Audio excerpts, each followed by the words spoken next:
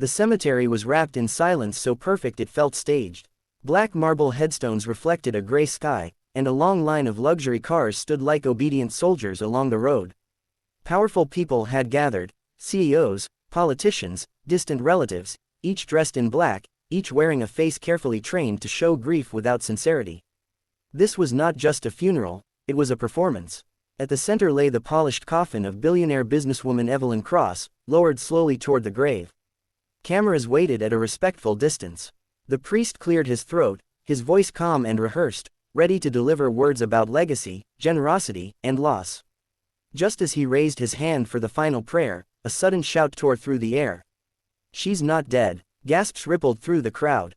Heads turned in shock. At the edge of the cemetery gate stood a man in a faded orange jacket, his boots muddy, his gloves torn and stained. He didn't belong there. He looked like a mistake in a place built on perfection. Security guards moved immediately, anger flashing in their eyes. "She's not dead," the man screamed again, his voice cracking. "I swear, she was breathing." Laughter broke out in whispers. Someone scoffed. Another shook their head in disgust.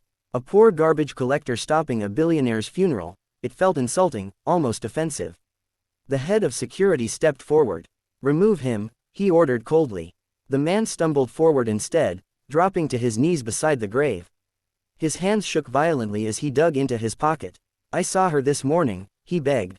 "At the hospital. They said she was gone, but she wasn't." Her chest moved. Her fingers twitched. "I tried to tell them, but they told me to shut up." Guards grabbed his arms, but the man raised his hand, holding something small and white. A medical wrist tag. The priest froze. Conversation stopped. Even the guards hesitated. The tag dangled from the man's fingers, smudged but readable. "Evelyn Cross. Private ICU. Date. Today." That came off her wrist, the garbage collector whispered, tears filling his eyes. "Dead people don't get new tags." A cold unease spread through the crowd. The laughing stopped. The wind picked up, rustling the flowers laid neatly around the grave. One of the doctors in attendance paled, stepping back slowly. The priest lowered his hand. The coffin creaked softly as the ropes holding it steady tightened. For the first time since the funeral began, no one spoke. Because doubt, dangerous, terrifying doubt, had just entered the grave. A senior doctor pushed through the frozen crowd, his face drained of color as he stared at the medical wrist tag in the garbage collector's trembling hand. This is from our hospital," he muttered, barely audible. His eyes lifted toward the coffin, then quickly away, as if afraid of what he might see. "Open it," the garbage collector pleaded. "Please." The head of security hesitated. This funeral was supposed to end quietly, cleanly. But cameras were already rolling now, whispers spreading like fire. If there was even the smallest chance this man was right, walking away would destroy everyone standing there. After a long, tense pause, the order came. "Open the coffin." Gasps echoed as the heavy lid was slowly unlocked. Metal scraped against metal, each sound slicing through the air. The priest stepped back, crossing himself. Several mourners turned away, unable to watch. The lid lifted. Inside lay Evelyn Cross, perfectly dressed, her face pale and peaceful, makeup flawless. For one terrifying second, nothing happened. Then, her finger moved. A sharp breath ripped through the crowd. A woman screamed. The doctor rushed forward, placing 2 fingers against Evelyn's neck. "She has a pulse," he shouted. "It's weak, but it's there." Chaos exploded. Guards shouted into radios. Someone knocked over a row of chairs. Oxygen tanks were dragged forward as paramedics pushed through the stunned guests. The garbage collector collapsed to the ground, sobbing, whispering, "Thank God, thank God." As oxygen was forced into her lungs, the doctor spoke quickly, his voice shaking. "She was never clinically dead. This looks like induced hypothermia combined with heavy sedation. Someone wanted her to appear deceased." Murmurs turned into accusations. Eyes slowly shifted toward the front row, toward her business partners, men who had signed the death certificate only hours earlier. One of them stepped back, his face drenched in sweat. "This is insane," he snapped. "You're saying she was buried alive?" The doctor looked up coldly. "I'm saying someone tried to." Sirens wailed in the distance. Police cars tore down the cemetery road as officers rushed in, pushing cameras aside. The garbage collector was helped to his feet, his orange jacket standing out among the sea of black suits. An officer approached him gently.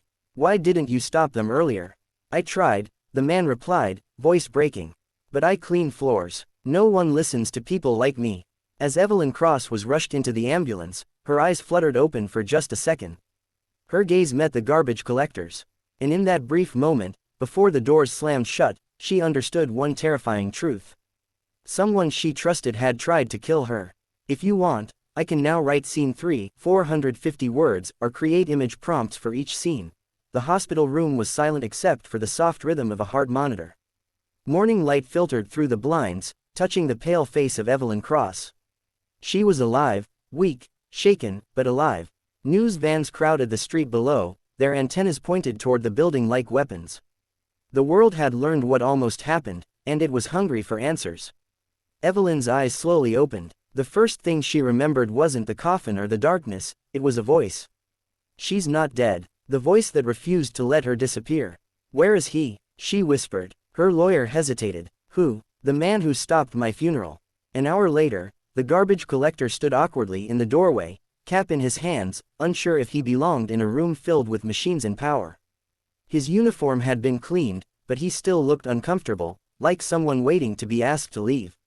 Evelyn studied him, tears filling her eyes. You saved my life, she said softly. He shook his head. I just told the truth. That's all. The investigation moved fast. Hospital footage was leaked. Bribes were exposed. 2 senior doctors were arrested, followed by 3 of Evelyn's closest business partners. Contracts signed in secret, emergency votes held while she lay sedated, and a forged death confirmation painted a clear picture. Her empire had been stolen before she was even buried. A week later, Evelyn stood at a press conference. She looked thinner, but her voice was stronger than ever. They tried to erase me, she said, staring directly into the cameras. Not because I was weak, but because I trusted the wrong people. She paused, then turned slightly. But the truth came from someone no one thought mattered. She called the garbage collector onto the stage. Gasps rippled through the crowd.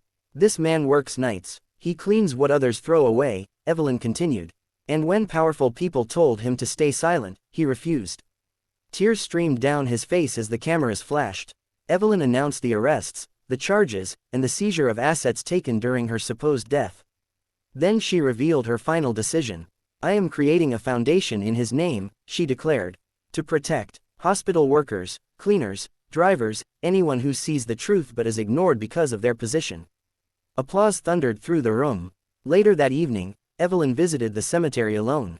The grave meant for her had been filled back in, unmarked.